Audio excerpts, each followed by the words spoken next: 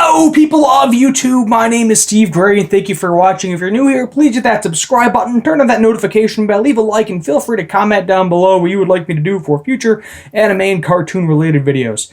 So, today we are talking about The God of High School, Season 1, Episode 9, and Mira finally got some love. There is some trickery going on with Mori's grandfather. The Nox killed some people that we don't really know their real names, and somehow they took over their identities. Very similar to, if you remember back to Naruto during the Chunin exams, what Orochimaru did. He basically killed those people and stole their faces, and it reminds me of that. So let's first talk about the Nox, what's going on with them. So basically, this Lee Marin person is the one that's fighting Mira, but this other guy, Fei Long, I believe his name is, basically makes a copy of Mori's grandfather to trick him into coming because he is trying to weed out all of the weaklings in order to unlock whoever the key is in this tournament. It might be Mira because apparently her sword has the power to control gods itself, from what we've learned. Her Chiriak, which is basically their abilities in the show. Not exactly sure what it means, but it's basically their abilities that they get from these kind of godlike creature things that appear behind them. And basically, we'll start with that. And they're basically fighting. Finds out that this guy, this Lee guy, or impersonator of him, I should say, took her sword, was able to unlock its abilities to a certain extent. But Mira was basically like talking to the sword, the Chiriak, or that's within the sword itself. And it was like, what do you want? And basically, it was like, I want to catch up to them. I want to become stronger. And it was like, no, you will become the strongest. Use my abilities. And she basically goes OP, beats the crap out of everybody, and wins the match.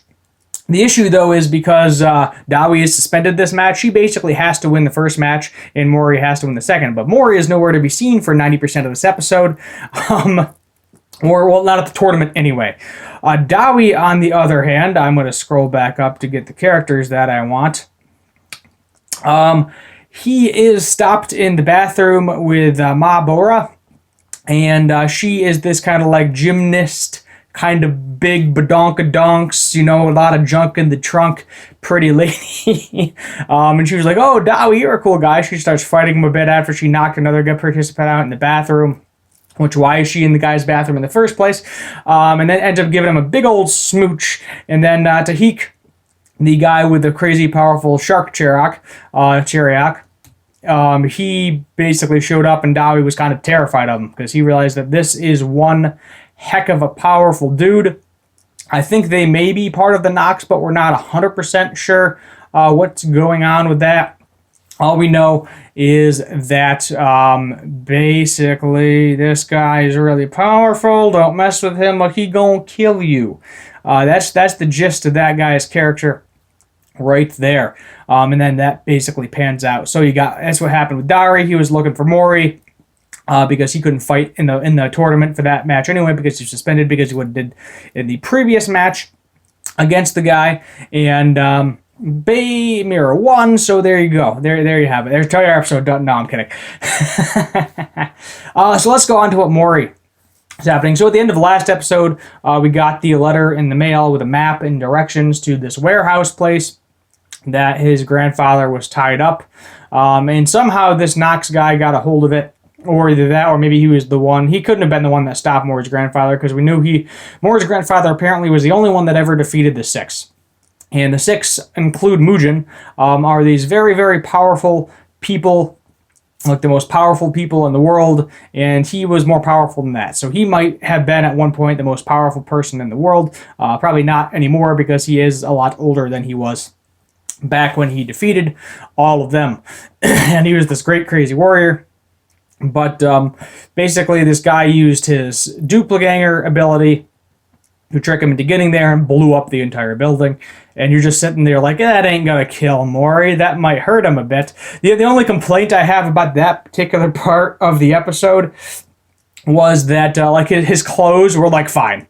Like you would think, like Goku versus Frieza clothes, everything's burnt off and charred. But no, his clothes are perfectly fine. Had a little bit of dirt on him, but whatever. It's anime. Let's not look too far into that part of it. Yes, I wanted to watch all of his clothes burn off so I could see his sexy bod. Exactly. I know you're all thinking it, and you're exactly right. I wanted to simp so hard over it. Yes. No. But I'm talking about realistic expectations here, my friend. But he might have also unlocked his Cherryok ability, which is basically his dragon kick. He has this blue dragon, and basically out of nowhere, after Mira wins the fight, he just shows up. Like, we're like, oh, we didn't even get to see that fight.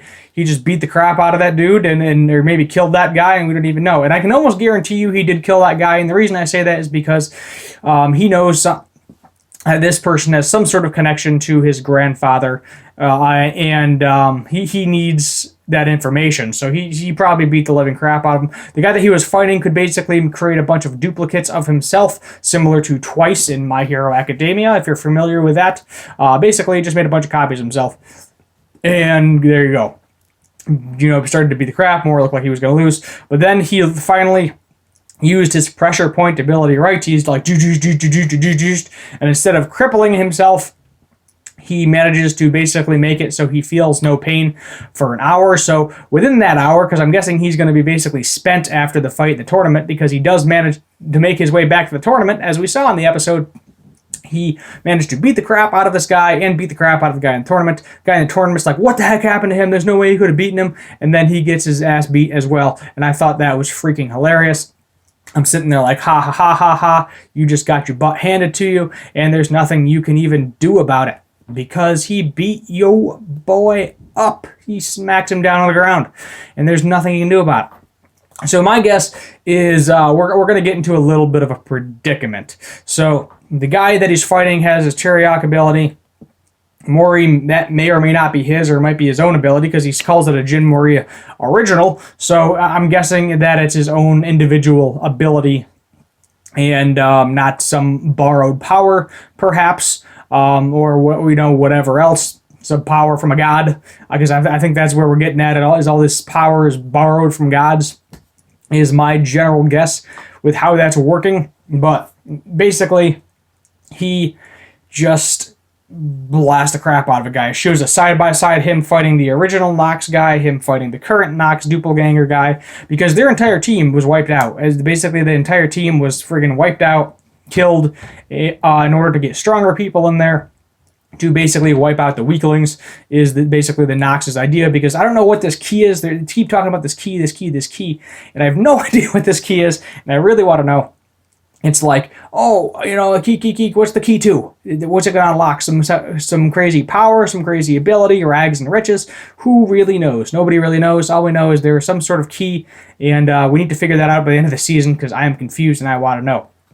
I have been hearing a few complaints that they're kind of, taking the webtoon and compressing it too much, but I've never watched or read the webtoon, so I don't have really any complaints. I enjoy the fighting. It is definitely a good show so far. There are a few parts that I felt were a little bit too fast, but some of the fights. But other than that, pretty good show so far. So let's talk about what's going to happen next episode. So my guess is that Mori is going to feel pain. So he's going to be good to go like 90% through this fight. Basically thinks he's got it won. But then he's going to feel pain. He's going to have to push through it to win the fight, and they're going to end up winning the fight, be good to go. We're probably going to see some other fighters fight as well. And then we are probably going to hopefully have a conversation between Mujin and Mori about the situation that went down, because I'm assuming they can track where he goes with their little wristband things. And he is going to figure out what is going on there, and hopefully be able to track down his grandfather, because that is now the ultimate goal right now, is to find his grandfather. What happened to him? Is he alive? Is he dead? Nobody really knows. And hopefully he's alive, because we would like to see him have one last interaction with Mori, at least. We don't really know much about him other than he defeated the Six and he's super powerful, but that's probably what's going to happen next episode. So anyway, thank you for watching. My name is Steve Gray, and as always, have a good one.